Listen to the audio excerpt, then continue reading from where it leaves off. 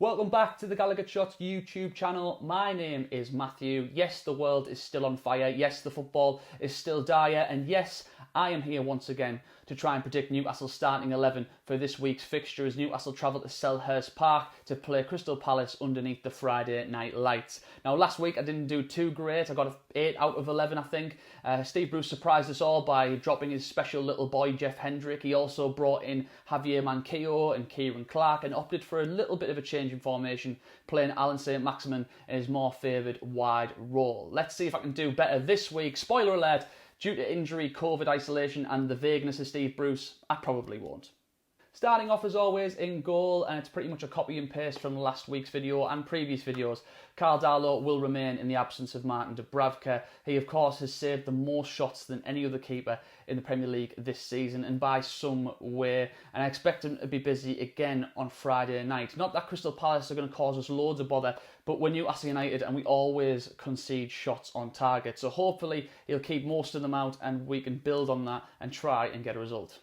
Moving into defence, and it looks like Newcastle are going to have to do without captain Jamal Lascelles. He, of course, got injured and subsequently substituted last week against Chelsea, and Steve Bruce has since confirmed that he's a major doubt for this week's game against Crystal Palace. And because of that, if we stay with the back three, the three centre-halves, they pretty much pick themselves.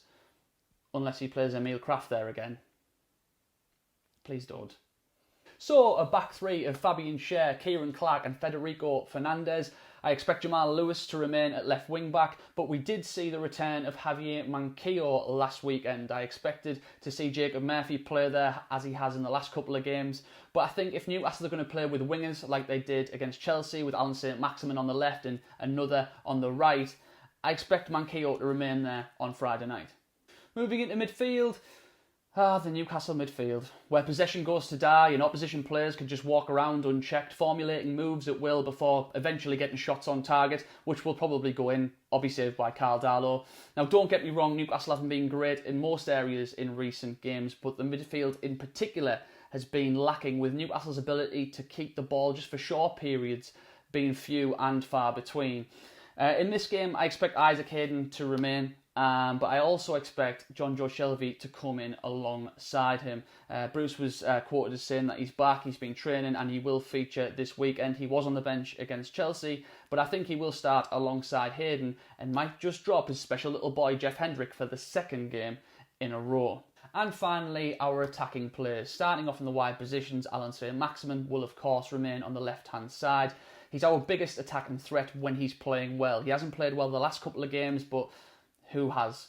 Hopefully we'll see him do better against Crystal Palace, getting back to what he does best, which is running at defenders and carving out opportunities for himself and his teammates. And on the right-hand side, I think Jacob Murphy will be dropped for this one, and hopefully we will see the return of Miguel Almiron. Now, I'm not saying he changed the game by any means when he came on against Chelsea. We were already beaten, it was 2-0, it should have been 5 or 6. But I just think his energy brings something to this Newcastle side, and on his day, he's a great attacking threat as well. And finally, up front, hopefully we will see the return of Callum Wilson. Steve Bruce didn't want to risk him against Chelsea. I'm kind of glad he didn't, because he'd just be running around chasing lost causes. But apparently he's trained all week, he's fighting fit, fingers crossed, and will start against Crystal Palace on Friday night. We've missed his goals, and that's what we desperately need, goals and a striker who is actually a striker. So, what do you guys think? Do you think we're going to get something on Friday night? I personally think, even with the injury to Wilfreid Zaha, that we'll probably get a draw. I'm being optimistic, a score draw. I don't think we'll get a win, but hopefully I am dead wrong. Please let me know your predictions in the comments below. Please let me know what you think of my starting 11 prediction below. Have I got it wrong? Have I got it right? Please share the video. Please like the video. And if you haven't already, please subscribe to the Gallagher Shots YouTube channel.